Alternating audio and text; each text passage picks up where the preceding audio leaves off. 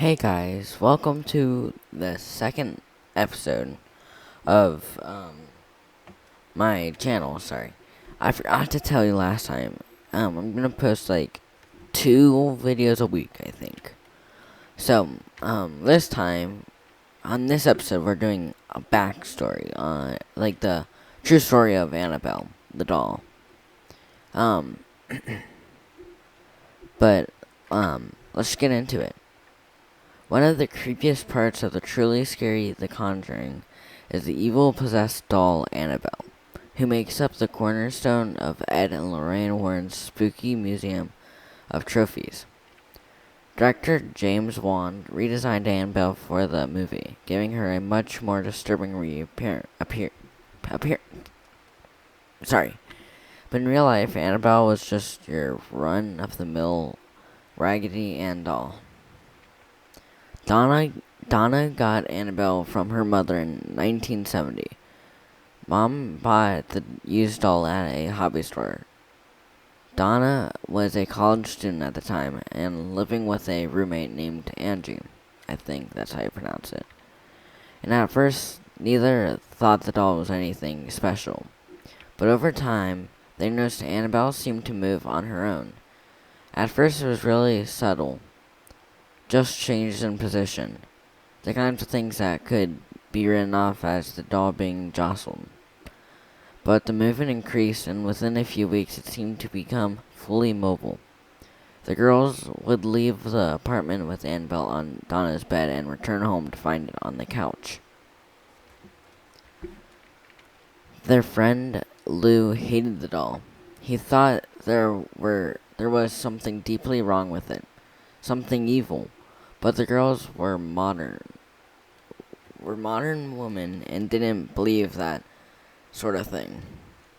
There must be an explanation, they reasoned. But soon Annabelle's actions got even weirder. Donna began to find pieces of her parchment paper in the house with messages written on it. "Help us," they would say, or "Help Lou."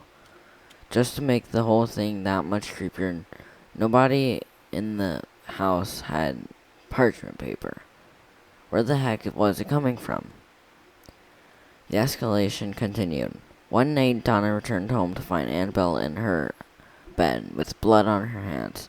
The blood, or some sort of red liquid, seemed to be coming from the doll. That was enough. Donna finally agreed to bring in a medium. The sensitive sat with the doll and told the girls that long before their apartment complex had been built, there had been a field on the property. A 7-year-old girl named Annabelle Higgins had been found dead in that field. Her spirit remained, and when the doll came into the house, the girl latched onto it. She found Donna and Angie to be trustworthy. She just wanted to stay with them. She wanted to be safe with them. Being sweet, nurturing types, they were both nursing students. Donna and Angie agreed to let Annabelle stay with them, and that's when all heck broke loose. Alright, sorry. Lou started having bad dreams. Dreams where Annabelle was in his bed, climbing up his leg as he lay frozen, sliding up his chest to his neck and closing her stuffed hand around his throat, choking him out. He would wake up terrified, head pounding like all blood had been cut off to his brain. He was freaking out. He was worried about the girls. A few days later, he and Angie were hanging out planning a road trip when they heard someone moving around in Donna's room. They froze. Was it a break-in? Was there an intruder in the apartment?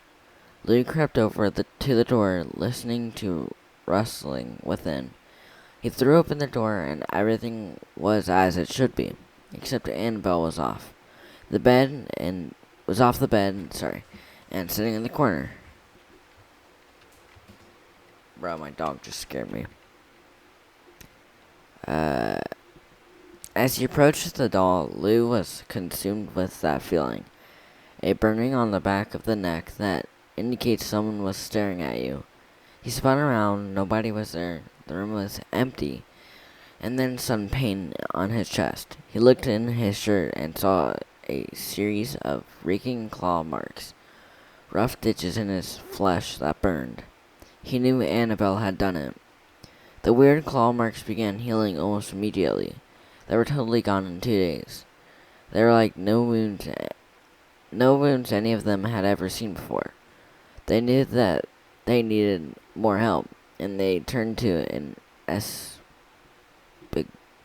episcopal, I don't know, I can't pronounce it, priest, who in turn called in Ed and Lorraine Warren. It didn't take the Warrens long to come to their conclusion that there was no ghost in this case. There was an inhuman spirit, a demon, attached to the doll. But they warned that the doll wasn't possessed. Demons don't possess things, only people. It was clinging to the doll, manipulating it, in order to give the impression of a haunting. The target was really a demon. It was really Donna's soul. A priest performed an exorcism on the apartment, and the Warrens took possession of the doll. They put it in a bag and began the long drive home. Ed agreed to stay off the highway because there was a concern that the demon might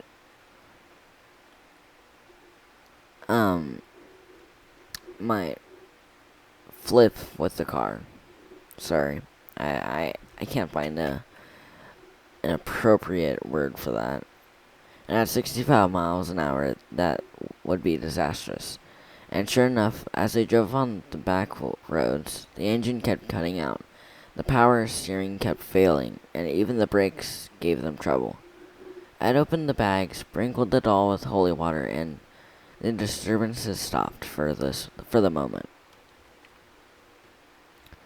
Ed left the doll next to his desk, and it began levitating. That happened a couple of times, and then it seemed to just quit. Finally laying quiet, but in a couple of weeks, Annabelle was back to her old tricks. She started appearing in different rooms in the Warren home. Sensing that the doll was ramping back up, the Warrens called in a Catholic priest to exorcise Annabelle. The priest didn't take it seriously, telling Annabelle, "You're just a doll. You can't hurt anyone." Big mistake. On his way home, the priest's brakes failed, and his car was totaled in a horrible accident. He survived. Eventually, the Warrens built a locked case for Annabelle, and she resides there to this day. The locked case seemed to have kept the doll from moving around. But it seems like that whatever terrible entity is attached to it is still there, waiting, biding its time, ready for the day when it can again be free. Alright, guys, so I hope you liked this episode. If you like full stories about things and people, comment down below, subscribe, and I can do more. I can do different stuff. It doesn't have to be real stories like Annabelle. It could be full-on stories of Michael Myers, Pennywise, any of that. But anyways, I'll see you guys in the next one. Peace.